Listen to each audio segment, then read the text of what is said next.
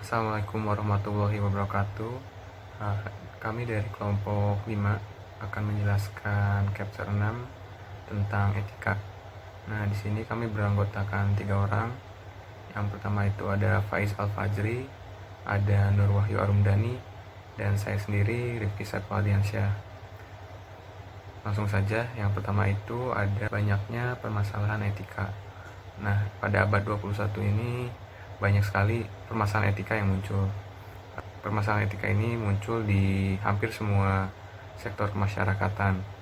Nah, di sini itu ada yang pertama itu ada pemerintahan, bisnis, olahraga, dunia hiburan, pendidikan, dan tak lupa juga banyak gitu masalah tentang etika yang muncul di bidang public relation.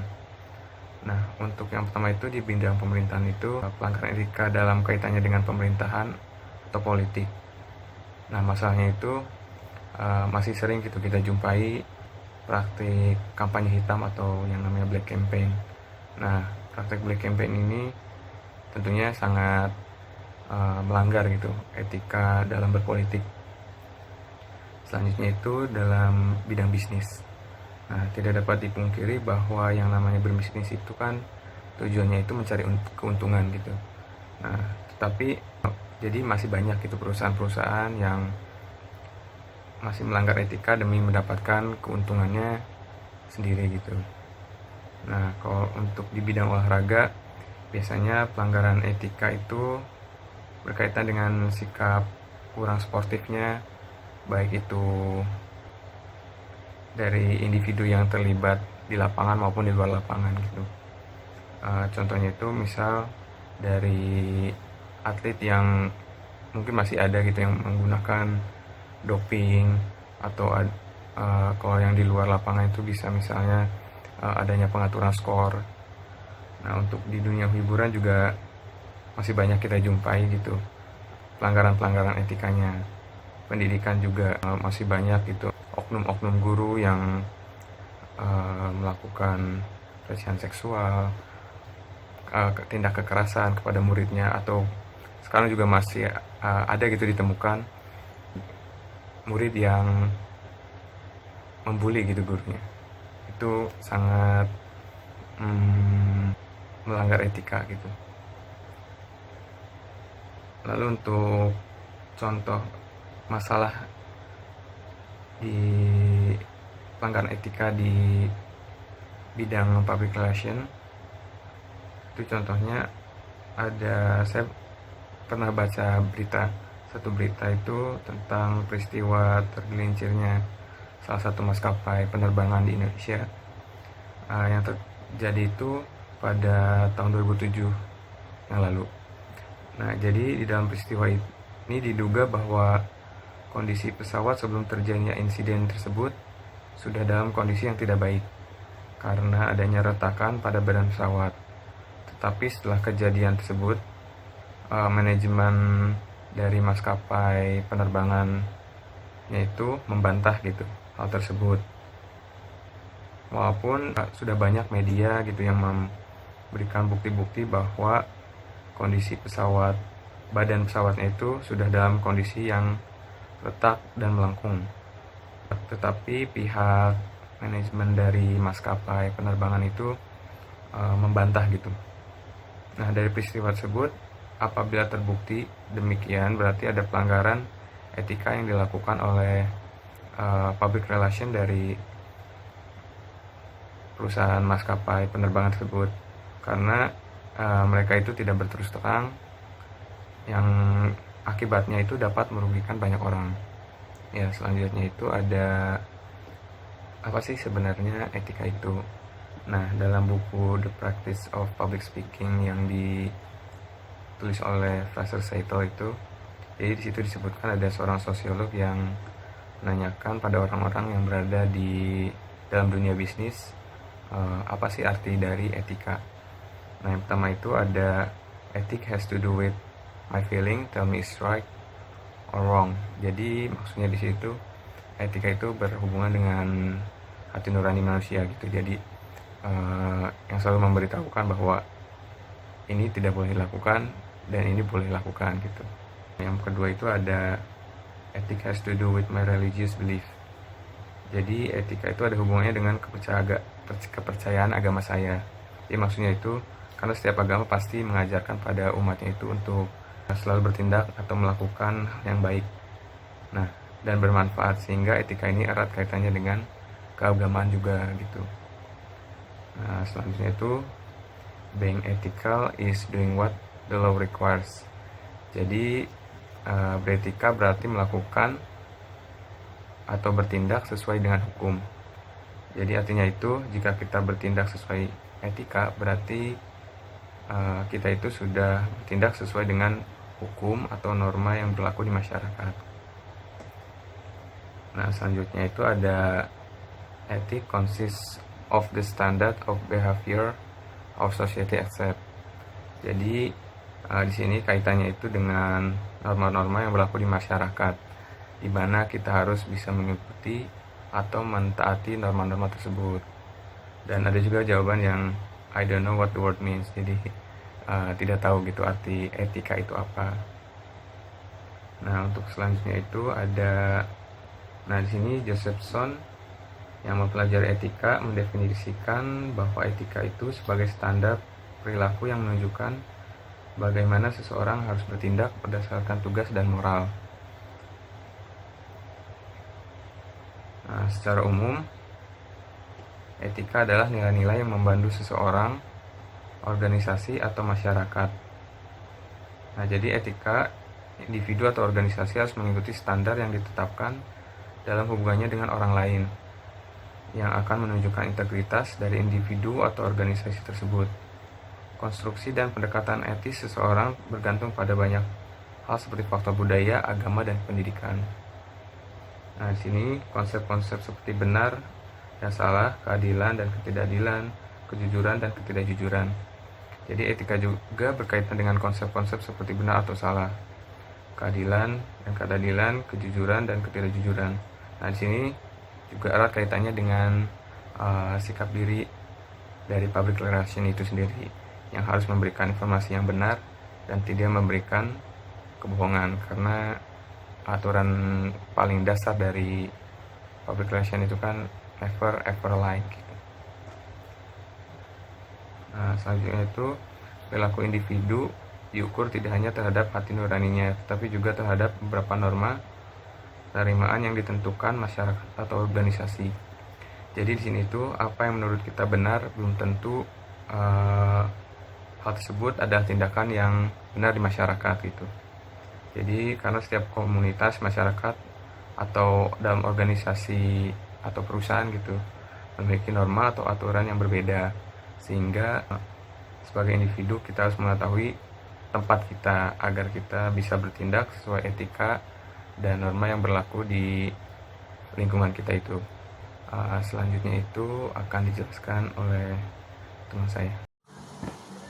Yang kedua, etika dalam bisnis. Pada dekade kedua abad 21, sebagian besar organisasi mencurahkan semakin banyak waktu dan perhatian pada etika perusahaan. Sebagian besar perusahaan melakukan penilaian risiko secara berkala. Sebagian besar organisasi juga mengadopsi kode etik formal untuk memandu kegiatan mereka. Pada tahun 2012 di Amerika, selama 2,5 tahun terakhir, banyak kasus pelanggaran etika, misalnya perdagangan orang, yaitu yang menghasilkan 66 kasus dan berakhir dengan 60 vonis. Selanjutnya juga ada pencatatan kekayaan publik yang tidak jujur, dan ini berakhir kepada CEO yang dianggap tidak memiliki etika dan kurang kredibilitas. Oleh karena itu, untuk membendung perasaan bahwa kepala eksekutif dan perusahaan mereka tidak bertindak secara etis, sejumlah perusahaan meningkatkan upaya untuk membuat kegiatan mereka lebih transparan kepada publik. Contohnya perusahaan Coca-Cola dan Amazon.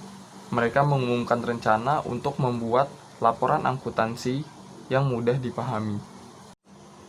Selanjutnya, kode etik perusahaan.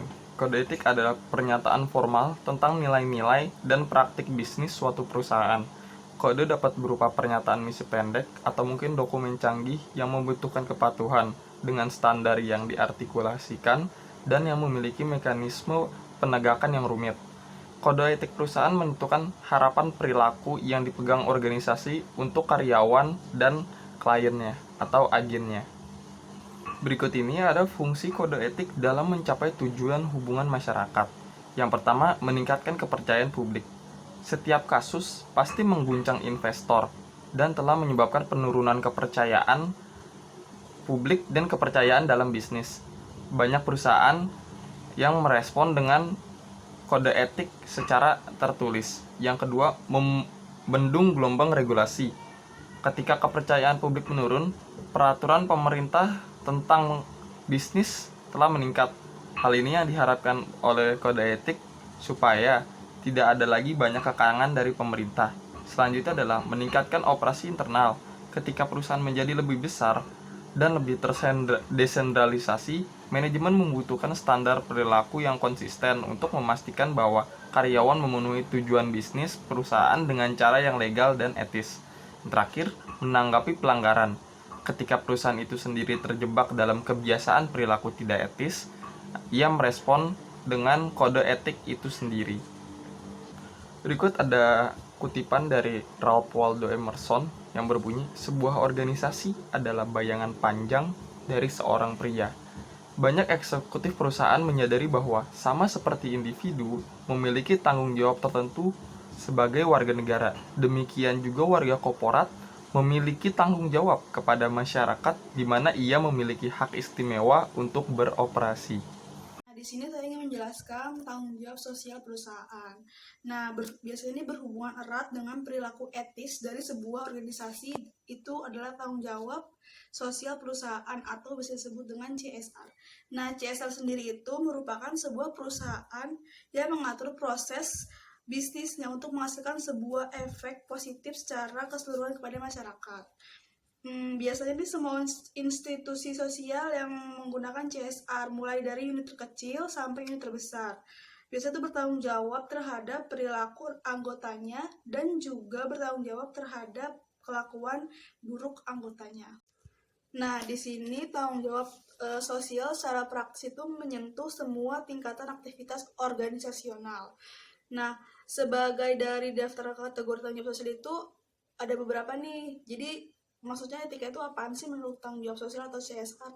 Yang pertama itu dari ini produk, yaitu produk berbahaya, kinerja dan standar produk, pengemasan, dan efek terhadap lingkungan. Itu lini produk. Yang kedua itu ada praktik pemasaran, yaitu praktik penjualan, kebijakan keluhan pelanggan, konten iklan, dan harga yang adil. Nah, selanjutnya itu ada filantropi perusahaan, yaitu kinerja kontribusi, terus dorongan terhadap partisipasi pegawai dalam proyek sosial, selanjutnya itu, dan aktivitas pengembangan masyarakat. Selanjutnya ada aktivitas sosial, yaitu pengendalian polusi dan proyek terkait perusahaan, iklim, ketaatan terhadap standar pemerintah, dan prosedur evaluasi bagi pengemasan pada produk baru. Nah, selanjutnya ada hubungan eksternal, yaitu dukungan bagi usaha minoritas, produk investasi, dan hubungan pemerintahan. Selanjutnya ada keragaman pegawai dalam mempertahankan dan mempromosikan kaum minoritas dan wanita, yaitu kebijakan perekrutan pegawai saat ini, kebijakan kenaikan jabatan, konseling karir khusus, dan kesempatan bagi minoritas khusus seperti penyandang disabilitas. Selanjutnya itu ada keselamatan dan kesehatan, yaitu kebijakan lingkungan kerja, pengamanan kecelakaan, dan fasilitas makanan serta medis. Nah, selanjutnya ada etika dalam pemerintah. Etika pemerintah itu merupakan ajaran untuk berperilaku yang baik dan benar sesuai dengan nilai-nilai keutamaan yang berhubungan dengan hakikat manusia. Etika pemerintah itu melibatkan aturan dan pedoman panduan bersikap dan berperilaku untuk sejumlah kelompok yang berbeda dalam lembaga pemerintah, termasuk para pemimpin terpilih seperti Presiden dan Kabinet Menteri, DPR seperti anggota parlemen, serta staf politik dan pelayanan publik. Sebagai contoh kasusnya itu pada 2 dekade pertama abad ke-21, dengan sistem politik Amerika Serikat yang terpolarisasi di antara sayap kanan dan sayap kiri, garis-garis keras para politisi terlihat lebih banyak kehilangan pijakan dalam hal kepercayaan dan nilai etika. Nah, selanjutnya ada etika dalam jurnalisme, yaitu bisa diartikan sebagai nilai atau norma yang harus dijadikan sebagai pedoman oleh para pelaku jurnalistik seperti reporter, redaktur, dan layouter. Biasanya setiap media punya seperangkat etika yang mengikat anggotanya.